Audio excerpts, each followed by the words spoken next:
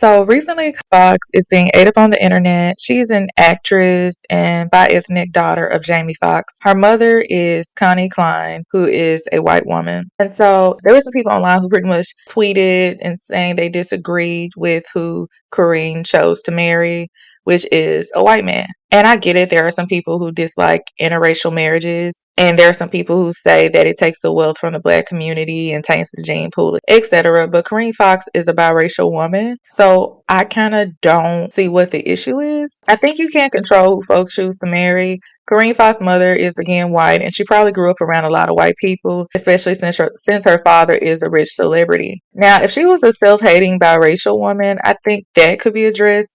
She literally just posts being engaged. I never see her doing anything problematic. And I think she should be allowed to be happy. People are so weird and entitled to celebrities and their children. And no one had this type of energy for Jamie Foxx when he chose to date and procreate with white women. I think it's because typically black men, especially rich black men, have more agency in who they choose to date and or marry. The situation reminds me of when Tamara married a white man and people were calling her a bed wench, and she literally was crying reading the comments. And so Mary pretty much opened up about the backlash she got for dating a white man on the Oprah's Where Are They Now in 2014. She discussed the matter in further detail. She says it's hurtful because what my husband and I are so openly and we're fine with showing is love, she said. But people chose to look past love and spew hate. That's what hurts me because I've never experienced so much hate ever in my life. I get called white man's whore, she added while sobbing. The new one was, back in the day you cost $300, but now you're giving it to him for free. She added that living in a household with a black mom and a white dad, she grew up seeing a quote unquote family.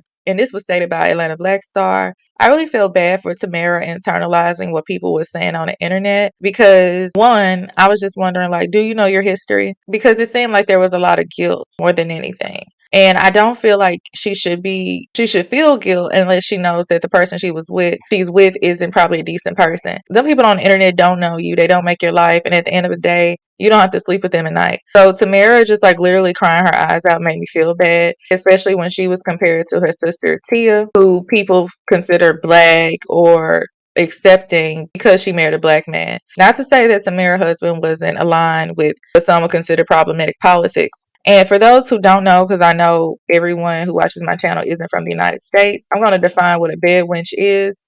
Welcome back to African American History with uppercase J. Today let's talk about African American bed wenches.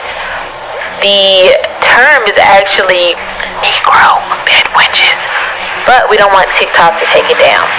So, the term bed wench came from African American enslaved women who were used as sexual partners by their owners or white slave masters is what they call them. Now, most of the women did not fathom the thought of being with their owners. Some of them, of course, they didn't mind because it came with benefits. You know, they would be able to stay in the house. They dressed differently, had a different selection of food. But one thing about this, they started the term slave breeding with most of us have mixed ancestors, or mulatto is what they call them. So if you ever want to know why someone's mixed, that's probably why.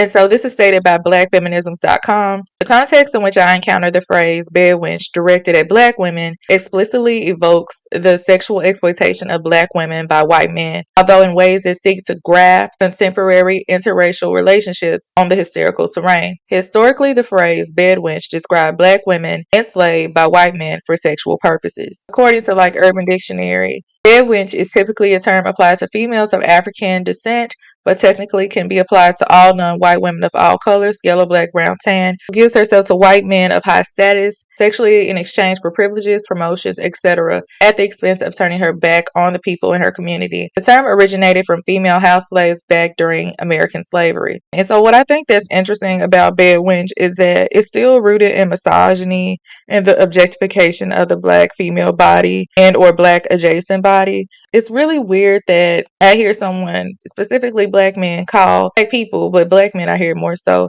call black women or black adjacent women bed wenches, like they turn their back on the community as if they own those women. So it still subjugates like the agency and the status of a woman to say, no, we, like, in a sense, we own you. You don't choose to be with anyone but black men. So it's really weird because, again, Mara isn't even black. She's biracial. Again, if people wanted to criticize her husband and him being problematic, it's fine. But calling her a bed wench, I think, was inappropriate. So that's why I see that in correlations to Corinne. People being rude. Like the girl tweeted about Corinne choosing to marry a white man. I really feel like those really be disrespecting Amhotep, like the identity, the person who existed in ancient Egypt, by saying these crazy things. I think people should really get their life together.